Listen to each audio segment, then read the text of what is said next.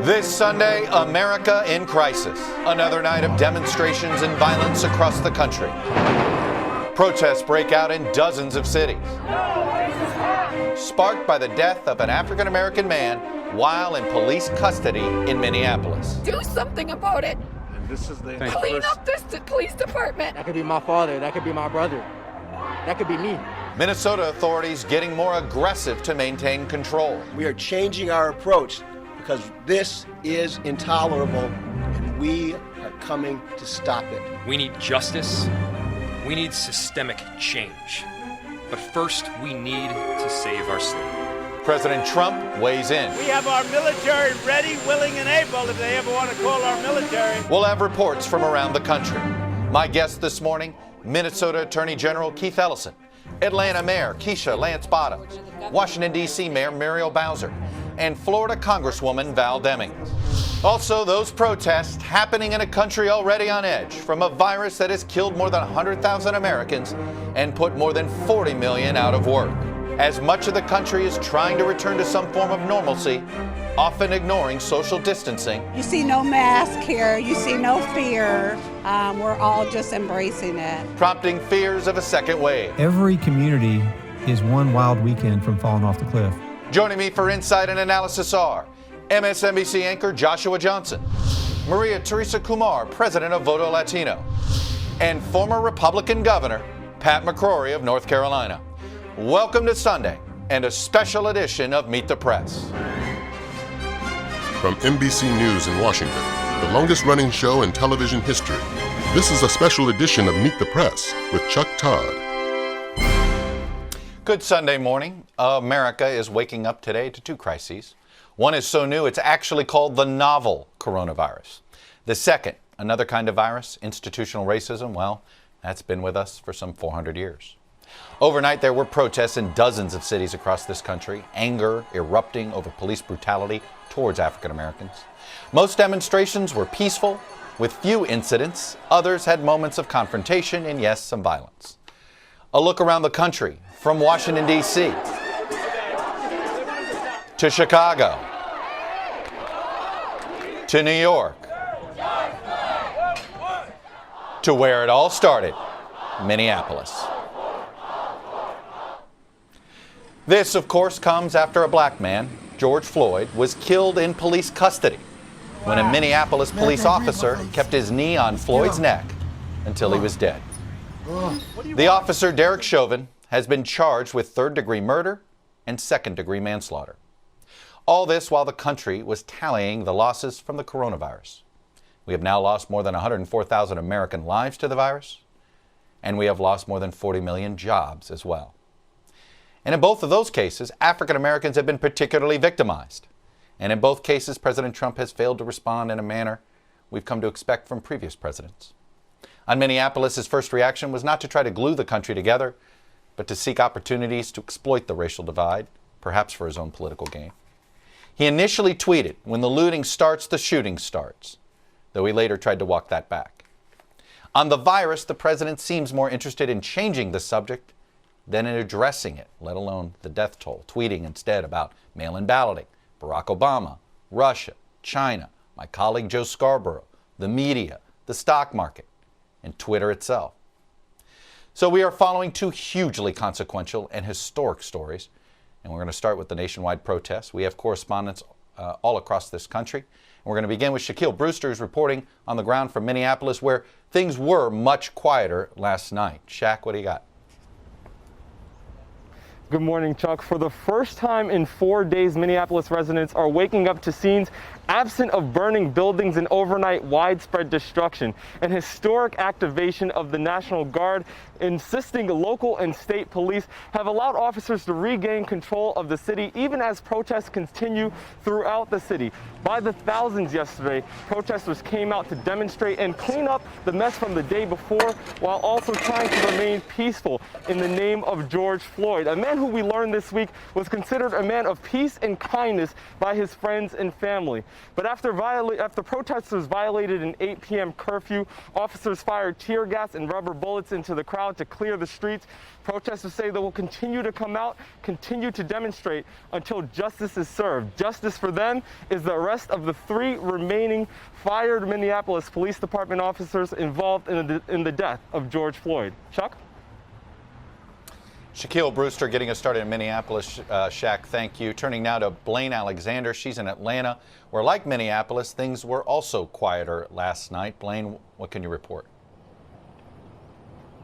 Yeah, Chuck, good morning to you. Last night, what we saw play out on the streets of Atlanta was a much different, much calmer scene than what we watched unfold on Friday night. And that's due in large part to 2 things: more rules and more resources. Atlanta Mayor Keisha Lance Bottoms ordered everyone off the streets of Atlanta by 9 p.m., a citywide curfew. And we also saw National Guard troops come in addition to local law enforcement, to help try and contain the crowds. Still, Atlanta police tell us that they made 70 arrests overnight, Chuck. And this morning, Georgia Governor Brian Kemp has authorized even more National Guard troops, as many as 3,000, to fan out across the state of Georgia as officials here prepare for another night of protests. Chuck? All right. Blaine Alexander in Atlanta. Thank you, Blaine. Garrett Hake is here in Washington, where he's been following the night-long protests in Lafayette Park across the street from the White House. Garrett, it was a rough night Friday night. How was it last night? Another rough night out here, Chuck. Look, large-scale public protests are nothing new in Washington, D.C. There's nothing more American than coming to the nation's capital and yelling at your government. But we saw, I think, unprecedented levels of anger out here last night. And frankly, from the protesters I talked to, just exhaustion that they are back in the streets again, protesting another police killing of another black man. A lot of the protesters said they were out here for Freddie Gray. They were out here for Michael Brown. They've been having these arguments. They've been having this anger for so long, and they don't feel like it's being addressed. And speaking of those presidential tweets of the government response, I asked a number of protesters what they thought about the way that the president was handling this. The reaction I got the most was just brushing him off. This is a president who a lot of these folks believe no longer meaningfully speaks for them or to them. They are having this conversation without him. Chuck? Garrett Hake at Lafayette Park. Garrett, thank you. And finally, let me bring in Priscilla Thompson. She is in Houston, George Floyd's hometown. Priscilla, how were things last night? Well, a lot of grief here in Houston, Chuck. You know, last night, or over the course of the past couple days since Friday when demonstrations began, more than 200 people have been arrested, but these protests have been by and large peaceful and non-violent. Instead, what we have been seeing is a number of vigils popping up to honor the life of George Floyd. His classmates from Jack Yates High School gathered and released balloons and retold stories of what it was like growing up with him in the 3rd Ward and playing basketball and football with him. And while there certainly is a lot of anger here and a desire to see justice, there's also an interest in remembering who George Floyd was as a person and celebrating that. And this comes as the governor has signaled that George Floyd's body will return to Houston for funeral services, Chuck. Priscilla Thompson in Houston there, where, again, they are mourning the death of their hometown resident, George Floyd. Thank you, and thank you to all. Joining me now from Minneapolis is Minnesota Attorney General Keith Ellison. Mr. Ellison, welcome back to Meet the Press. And I want to start with the issue of this outside instigators, I guess. We're trying to understand who are the people responsible for this violence. Yourself, the governor of Minnesota, has indicated that there is some domestic terrorists out there, perhaps some white supremacists. Bill Barr, the Attorney General, characterized the outside instigators this way. Let me play that bite for you and get you to respond. Take a listen. In many places, it appears the violence is planned, organized, and driven by anarchic and left extremist groups, far left extremist groups, using Antifa-like tactics, many of whom travel from outside the state to promote the violence. Now, it's our understanding, Mr. Attorney General, that according to the Justice Department, they got that intelligence from state and local authorities. What do you know about who's behind this? Well, here's what I know. There's been a lot of videotape taken by demonstrators of people who are very suspicious, who really did start breaking windows, particularly at the AutoZone. And there have been other, photographs and cars with, no license plates, very suspicious behavior. But the real point is we do need to investigate it because, the truth is nobody really knows. I've talked to people who are demonstrating. Some of them say they think some of those folks are from Minnesota. And they also say some people have come from out of town. What the exact political motivation is unclear at this point. We need to investigate it. But what I would say, though, particularly as it relates to Bill Barr and the president, is that they have not brought a single pattern and practice lawsuit against a major municipality where there's systemic police abuses in America. They have actually tried to walk back their involvement in key states where they existed under the Obama administration. They have not moved forward when it comes to 21st century policing, which the Obama administration started. So I think the federal government does have a role, but it needs to be constructing a better relationship between cities and the police departments that serve them, and making incendiary comments about who's to blame here as opposed to actually investigating it isn't helpful. We need their help to be more constructive and less assigning, blame on matters that actually we don't know the truth of yet. Do you want to see federal charges brought against these 4 police officers? And do you think that will happen under this Attorney General? Yes, I do. And I don't know. I hope so. I can tell you that our local U.S. attorney is a very constructive partner. Erica McDonald is a Minnesotan. She's a serious prosecutor and law enforcement person, and I do trust her. The folks she works for, I hope just leave her alone and let her do her job. Let me ask you what's your understanding of whether the 3 other police officers, we heard the county attorney in Hennepin County said that he expected charges to be brought. Where are we on that?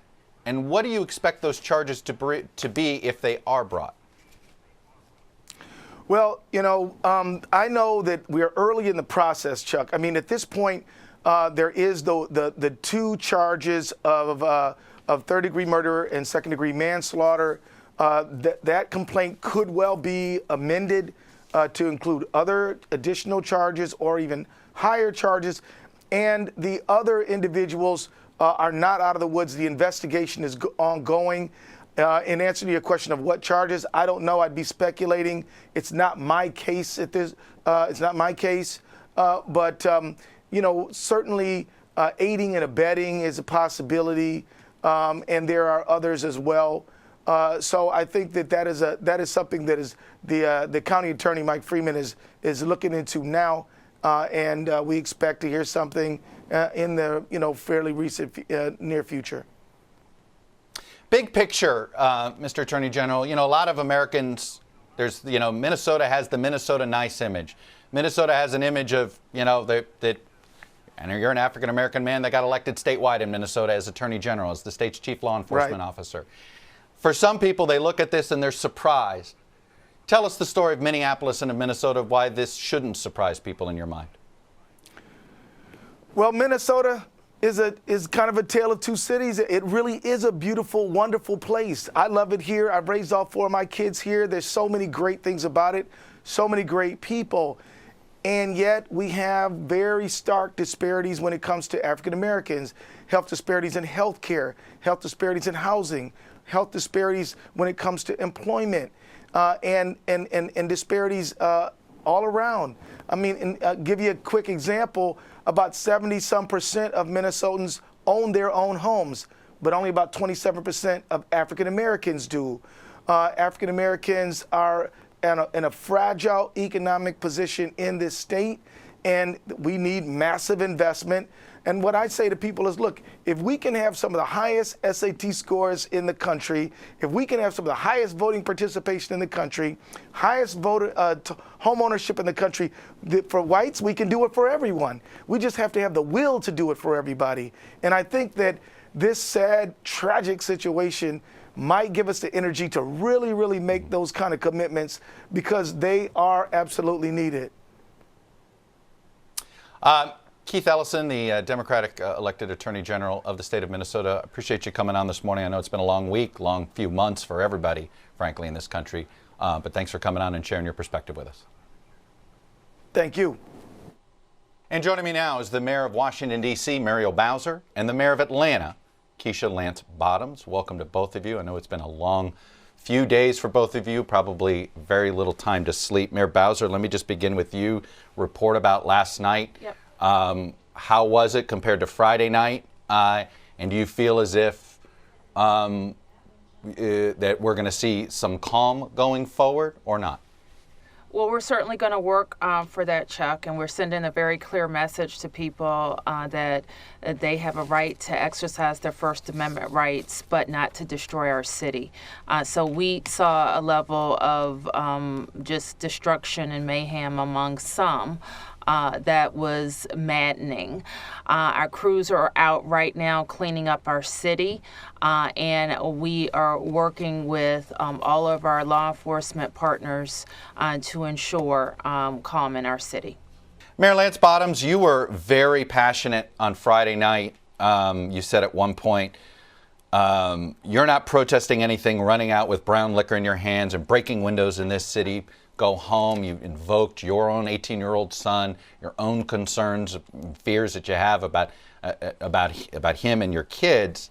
How were things last night and compared to Friday night? Things were a bit more calm last night, but they weren't perfect.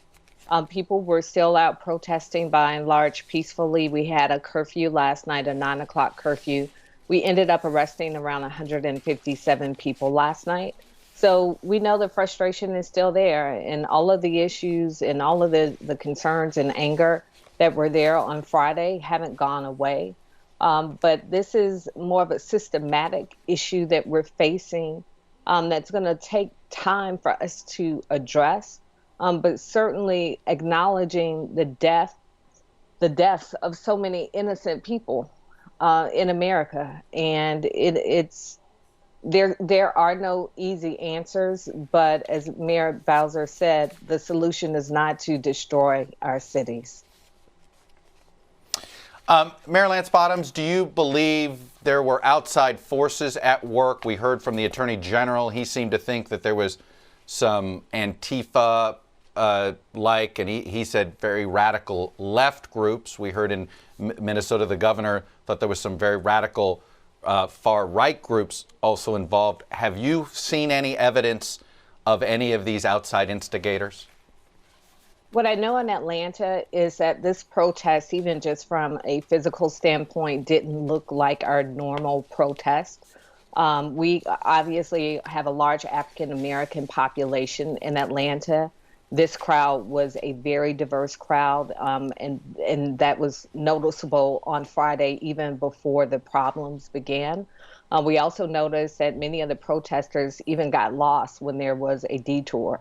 And many of our organizers in the city, who often don't agree with me, have shared that these were people from the outside. They did not know them, and had no idea where they came from.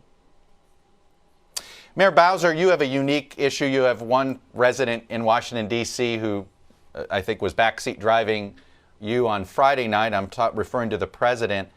I know you believe he hasn't played a helpful role. You made that very clear on Twitter yesterday.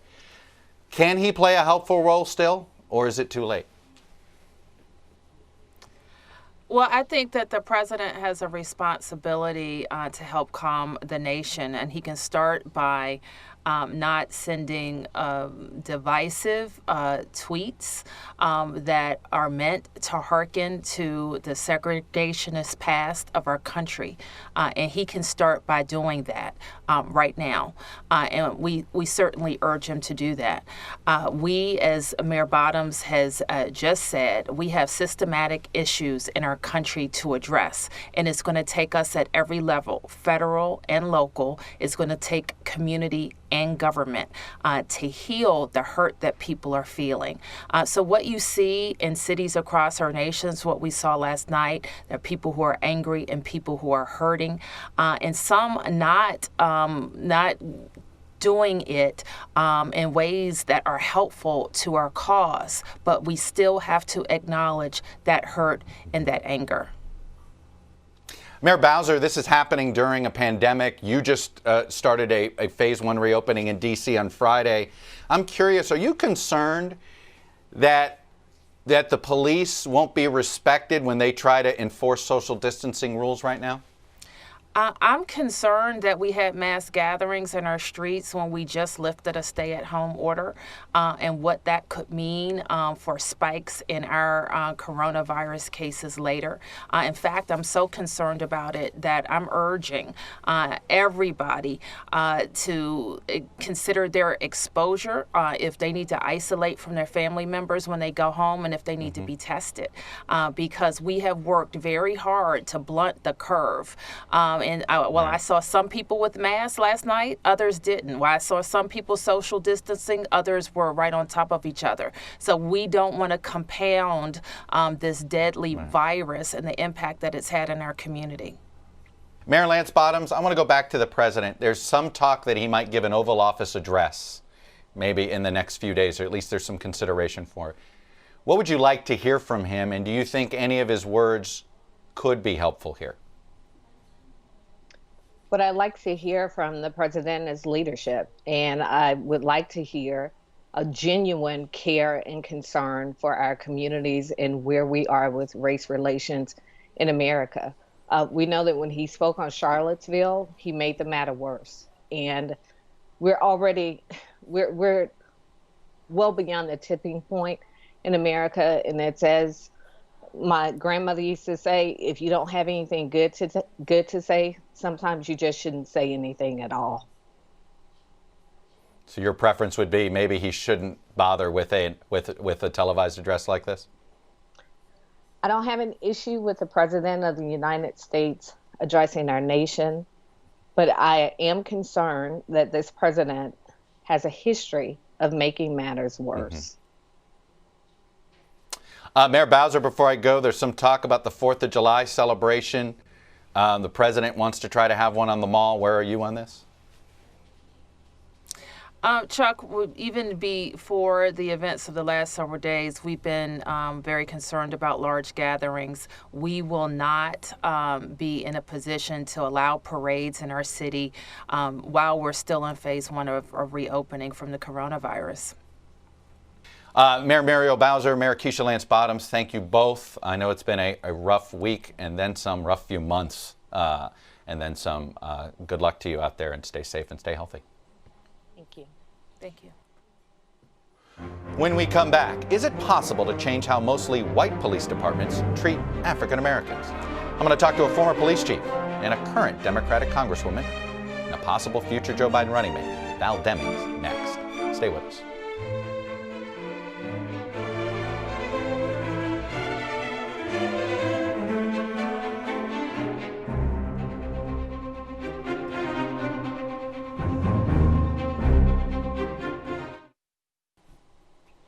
Welcome back. You may have heard the name Val Demings a lot lately. She's a Democratic Congresswoman from Orlando, Florida. Demings began her career as a social worker, became a cop, and then rose to become chief of the Orlando Police Department, the first woman to do so. She's also on the short list of women Joe Biden is reportedly considering as his running mate. In a column in Friday's Washington Post, Demings wrote, "As a former woman in blue, let me begin with my brothers and sisters in blue. What in the hell are you doing?"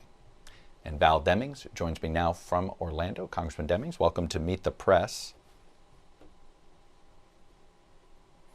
And let me start with simply this. We've been through this cycle before in America, a lot this last decade. An incident like the one with George Floyd happens. There's outrage. The country has some sort of collective conversation about race and inequality. And then what happens? Not much changes. Why do you think that is the case? And what do you think is the possibility of making this time different?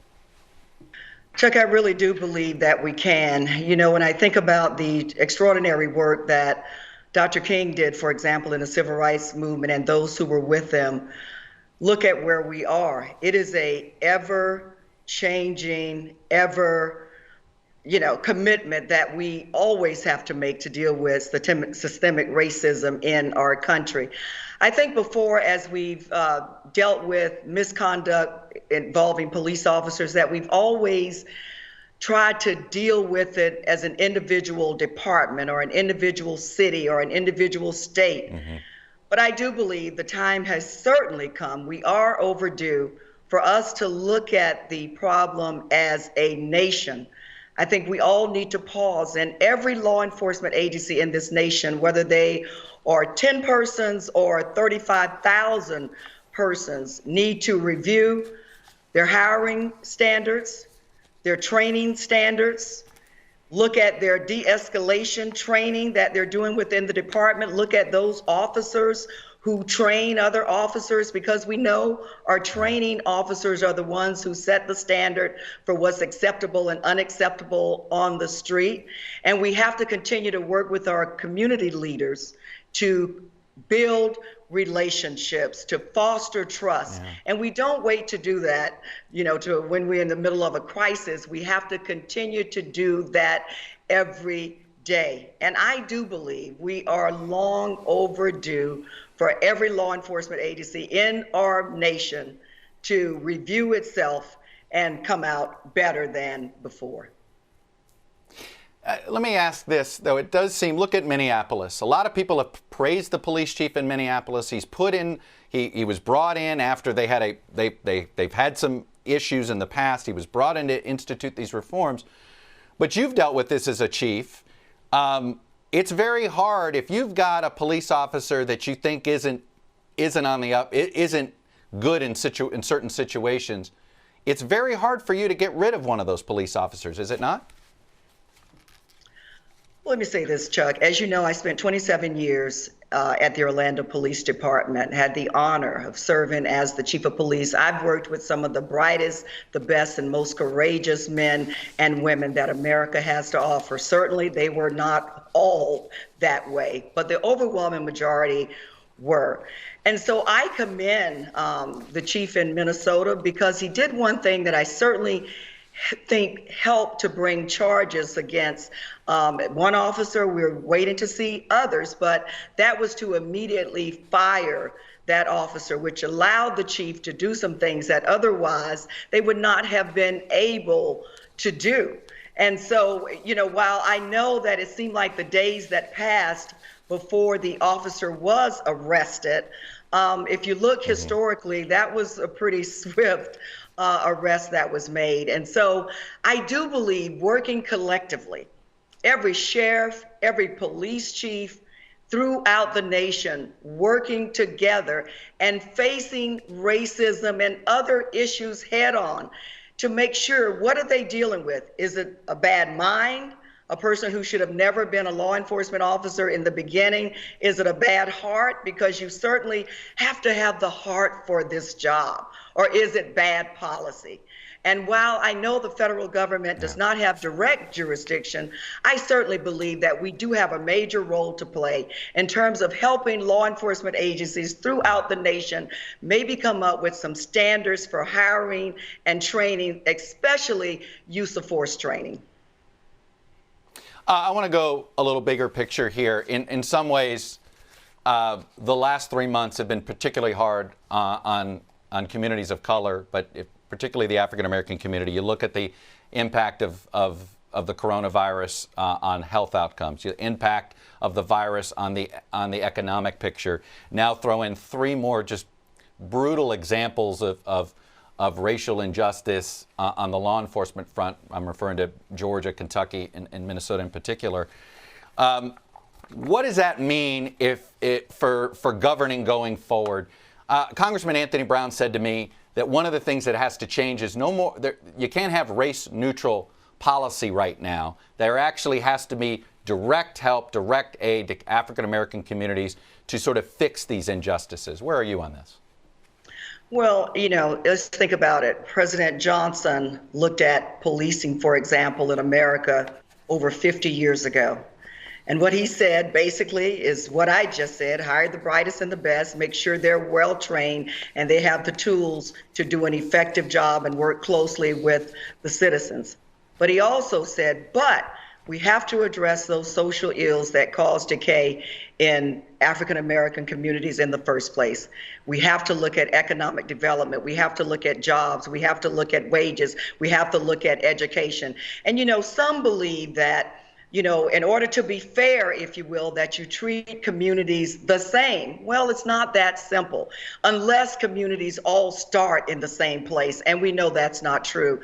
Look at the coronavirus. It's something that we've never seen before that requires us to do some things we have never done before. But racism in America and the injustices that comes with it is nothing new. And so we have to get serious about, number one, admitting there is an issue, and number two, working together. And Chuck, it certainly would help if we had leadership at the top. If there was ever a time we need leadership in the White House, it is now, to help heal our nation. But I don't know why I would expect this president to do something that he has never done before and we have never seen before. All right, but Barry, let me ask the question this way about President Trump. If he called you up tonight after watching you here and said, look, help me say something to fix this, what would you tell him to say? I would tell him to begin with showing some compassion for the the families that have lost their loved one. Let's start there.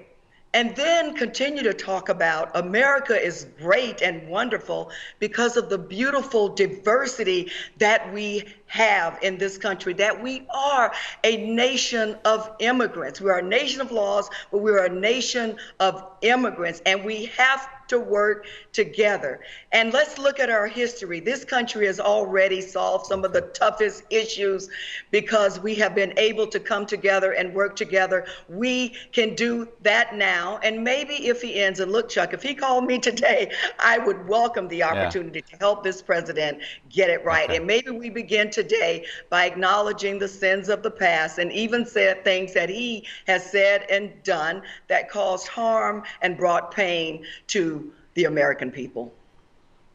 All right, Congresswoman Val Demings, I got to leave it there. Thanks for sharing your perspective with us. Thanks, Chuck. When we come back, as protests erupt from coast to coast, how do we heal the wounds of a country in crisis? Panelists next.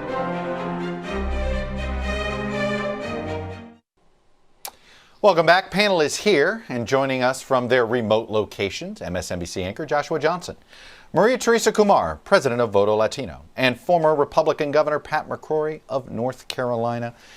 All right, I want to start by hearing from both President Trump and President Obama. Here's President Trump from Friday discussing the George Floyd death. Well, I think that police brutality certainly is something that we've been hearing about, reading about, studying. I have for many years. And we all have to say, and I think most people would admit, that most of the police men and women that I've seen have been outstanding.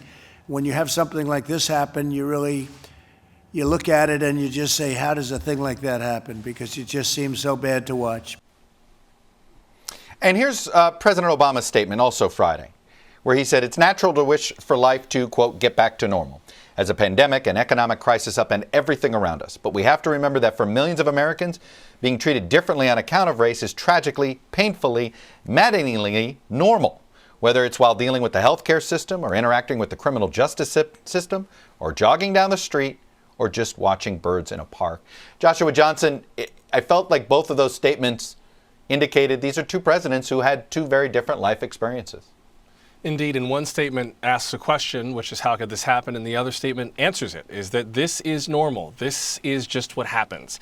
If anything, the protests that we saw this weekend proved the point that people have been making about law enforcement, which is that without some systemic changes, heavy-handedness seems to be kind of the order of the day. I didn't see any law enforcement really working to protect the protesters in exercising their constitutional First Amendment right to protest. That is also part of the responsibility of law enforcement, to uphold the Constitution. To ascribe this to anarchists or Antifa is, I think, to kind of give them a little too much power, organized anarchist is a redundant term. It's a contradiction. And then the idea that you could have a few people who break a few windows and burn a few cars and then militarize the whole nation's law enforcement infrastructure, it just shows how very tenuous things are right now. I don't know that the protesters are the problem. I don't even know that the law enforcement officers are the problem necessarily, but the expectation we set on them, on what normal should be, that may be the issue. Whether normal is keeping quiet in the streets or whether normal is upholding the Constitution and giving people the right to speak their mind, even if speaking their mind means cussing you out. Mm-hmm. You know, Pat McCrory, you've been a governor and a mayor. I know you've dealt with demonstrations that can get out of hand at times. A, how did you deal with it? And B, would you seeing what we're seeing now, would you be doing things the same way or differently? Well, one lesson I learned in 2016, the anarchist that we had in Charlotte, when I had to call the National Guard actually over the mayor's objections, don't care what the mayor or governor, or at that time President Obama was said. They don't even care what the protesters are protesting about. Their cause is destruction of capitalism, destruction of our governmental units, and destruction of our police. And they use incredible art of war tactics. Do not underestimate them. And I'm so proud the governor of Minnesota does it.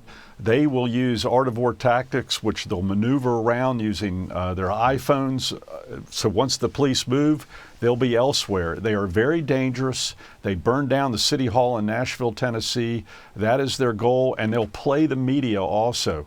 And I encourage the media to draw them out and identify them to protect our neighborhoods, our cities, and to protect the right of these protesters over a very justifiable reason while they're protesting.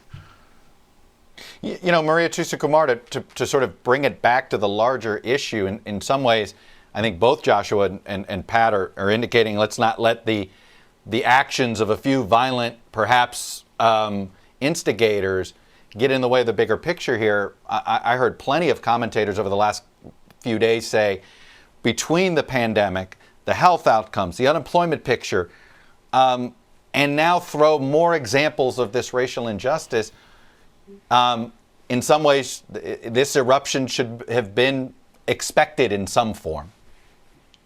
Well, I think that the country is tired of seeing police brutality square face in the social inequities that we're facing, especially among COVID. But the challenge is that President Obama saw what happened in Ferguson, and he created the 21st Century Task Force, Chuck. And it was an attempt to bring community, business, government, and policing and modernize it so that we can start addressing the culture that needs to change in many police departments around the country. One of the first things that this President Trump did was when he took office is that he basically scrapped it. He gutted it. So a lot of communities, a lot of police departments who said, yes, we want to modernize, we want to see how we make culture change, don't have it anymore. And so when we see the President wringing his hands saying, what can I do? Lead. Just like he took away the playbook on how to actually deal with the pandemic, let's dust off that playbook and figure out how do we actually modernize and talk about the importance of police reform. We need it. Pat McCrory, Mark Meadows, who you know well, former North Carolina congressman, now the president's chief of staff, apparently he's the one that thinks perhaps this is a time for the president to do an Oval Office address. We would expect this from any previous president. I think we know that this is not always a comfortable thing for him to do on this front. How would you advise the White House or President Trump to talk right now? Well, I would show empathy. I would also show strength, especially toward these Antifa type of individuals, whether it be left wing or right wing, I don't know. And I'd also talk about solutions. But we also have to recognize the police, the progress that we've made in the past 25 years, from police just riding around in cars and responding to crime to extensive community policing over the last 25 years. We still need more training, but we also have to recognize the progress and the progress that still needs to be made. Joshua Johnson, may I ask you a question I asked Val Demings? If the president called you up and said, what should I say in an Oval Office address? What would you tell him to say? And is it can his words still matter? The president's words always matter, for sure. I think, as As an anchor, I can't really tell the president what to say, but I would ask the president if there are ways in which his existing political philosophy can dovetail with the call for police reform. I mean, if the goal is to make America great again, then there are certain ways, if we hearken back to that idea of what the great America once was, that I think are perfectly in line with what these protesters are asking for. When streets are safer, when communities feel cared for, there are more jobs, there is more prosperity on the streets. It's exactly what the president has wanted. He and the protesters might agree on more than they think. Joshua Johnson, Pat McCrory, Maria Teresa Kumar, thank you all for that segment. Let's pause it there. When we come back, the coronavirus, where it's been and where it's going.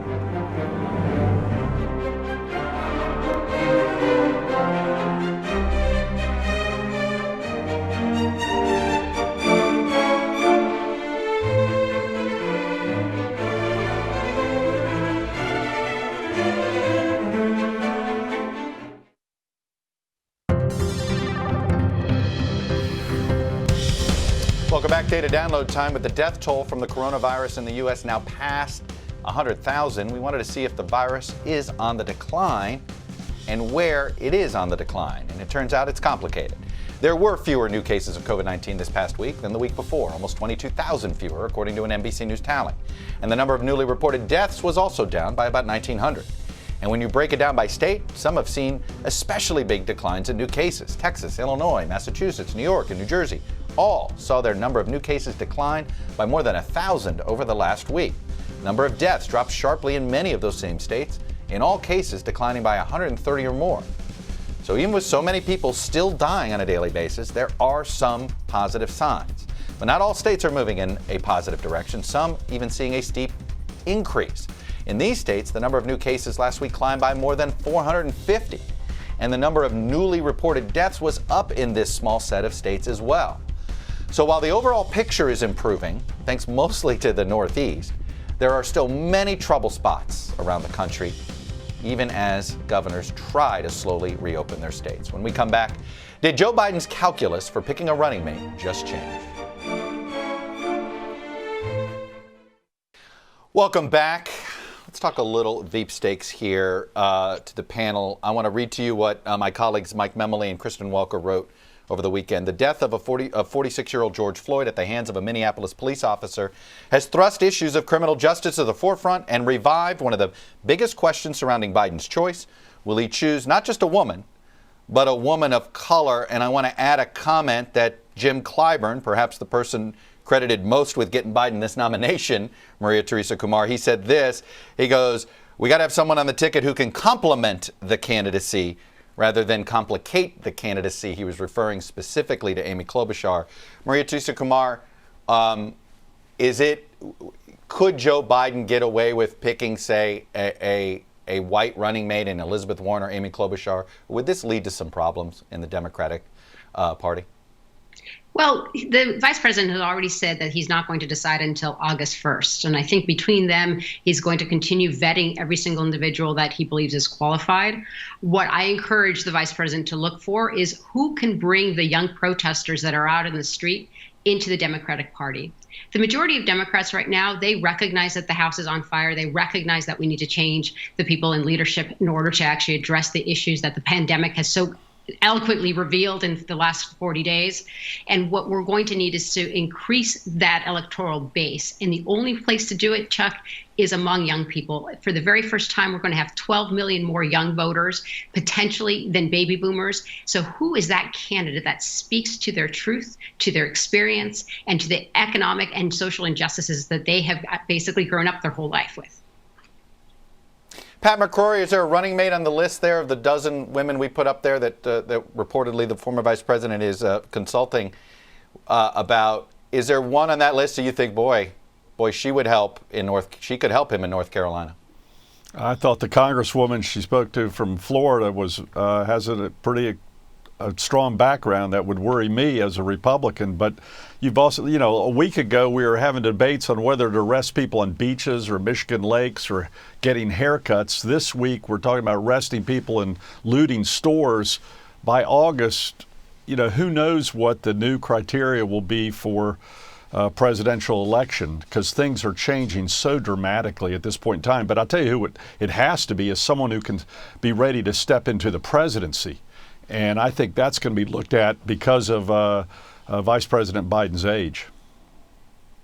You know, Joshua Johnson, I've had a lot of people say what Pat McCrory just said right there, which is that is going to matter to them, or at least the perception of that's going to matter. And then I've had an old friend of mine remind me, yeah, running mates mattered a lot in 1988 with Dan Quayle and Lloyd Bentsen, too, meaning it didn't matter at all on that front. But Joshua Johnson, what's your take on this as far as Biden's concerned? I'll just say very briefly, I think that it's going to be, after what we saw this weekend, it's what the running mate represents, particularly with African-American voters. We know healthcare, the economy, and law enforcement are huge issues. After this weekend, law enforcement, if not law enforcement reform, is going to matter a great deal. I wouldn't be surprised if you started hearing Bernie Sanders talking about the convention and saying, you know, these delegates that I have, if we're going to have a unified platform, I think we need to talk more about law enforcement. Some of these people on the list may have a little more credibility than others to talk about reforming law enforcement instead of just improving it. I think that's going to matter a lot. Well, I'm curious. Val Demings, you're a Floridian. You followed her a little bit.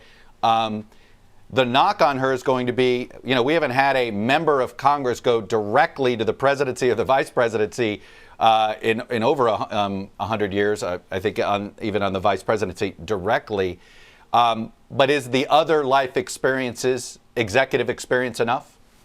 We haven't had a real estate developer go directly to the presidency ever. I-oh.